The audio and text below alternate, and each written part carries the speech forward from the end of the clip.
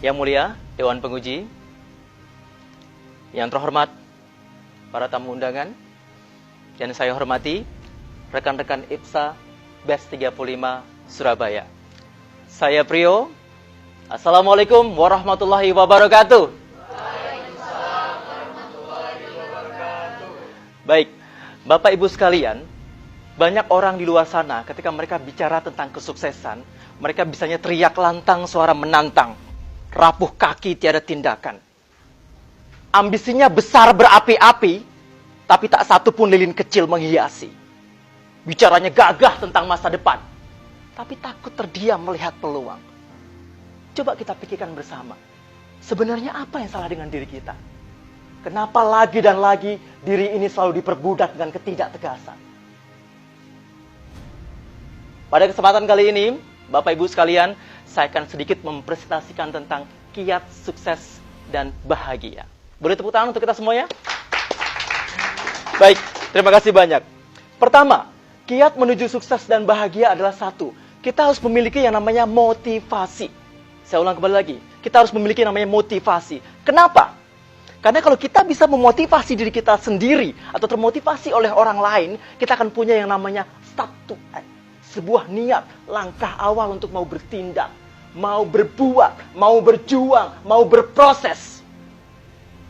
Banyak orang di luar sana, ketika mereka bicara tentang sebuah impian, mereka hanya berhenti sebatas hanya di lisan, tanpa adanya sebuah tindakan nyata yang sungguh-sungguh ingin diperjuangkan.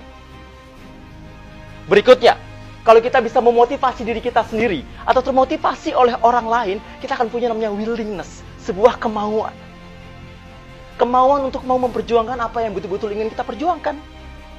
Banyak orang yang punya pengetahuan, banyak orang yang punya kemampuan. Percayalah, mereka tidak akan pernah menjadi siapa-siapa dan bukan apa-apa. Tapi situasinya kita balik. Coba kita kondisikan. Seandainya saja kita tidak punya kemampuan, pun tidak punya pengetahuan, tapi kita punya kemauan. Percayalah, seyakin-yakinnya bahwa kalau kita punya kekuatan kemauan, yang nggak mungkin akan menjadi mungkin, yang jauh akan menjadi dekat, yang berat akan menjadi ringan. Itulah kalau kita punya kemauan. Berikutnya, kiat sukses atau bahagia. Yang kedua adalah kita harus punya yang namanya pressure, sebuah tekanan hidup.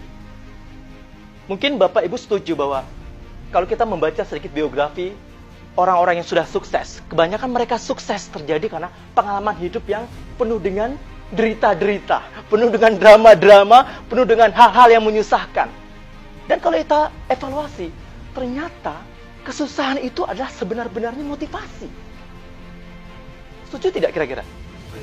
Kesusahan itu adalah motivasi yang sesungguhnya. Makanya saya bilang, susah itu motivasi. Ketika banyak orang di luar sana susah itu dianggap sebagai sebuah beban, menurut saya, susah itu motivasi.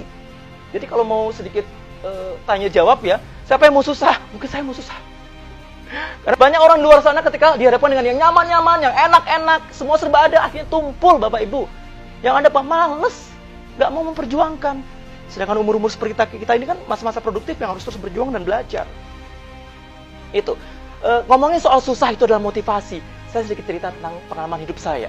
Bahwa ternyata orang yang mendapatkan kesusahan itu akan terus menjadi modal utama untuk sungguh-sungguh mau berjuang.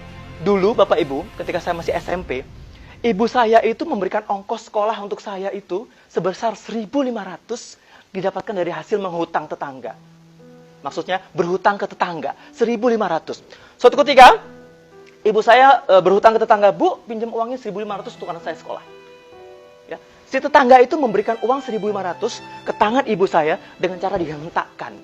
Dan uang itu 1.500 itu adalah receh-recehan semua, koin-koin semua. Dihentakkan. Apa dampaknya? Jatuh berserakan. Ibu saya jongkok, membungkuk, dan akhirnya harus mengais satu persatu uang recehan itu untuk ongkos sekolah saya. Saya di belakangnya saat itu. Saya saksikan dengan mata kepala saya sendiri. Apa yang saya rasakan pada saat itu, Bapak Ibu? Tidak hanya sedih, tapi saya menangis. Bahkan saya mengikrarkan diri saya. Saya bersumpah demi Allah, demi Tuhan. Saya akan memperjuangkan hidup saya untuk melawan susah, melawan miskin. Apapun yang terjadi, saya akan berjuang. Ya. Terakhir dari saya, Mari Bapak Ibu semua kita terus memotivasi diri kita sendiri agar kita terus menjadi pejuang di masa depan. Sehingga apapun yang kita cita-citakan bisa terkabul. Terakhir, pesan dari Bung Karno. Kami menggoyangkan langit. Kami menggempakan darat. Kami menggelorakan samudra agar kami tidak menjadi bangsa yang hanya dibayar 1,5 sen sehari. Bangsa yang hebat, bangsa yang pejuang keras, bangsa yang bukan bangsa kuli, bukan bangsa tempe, bangsa yang rela menderita demi pembelian cita-cita.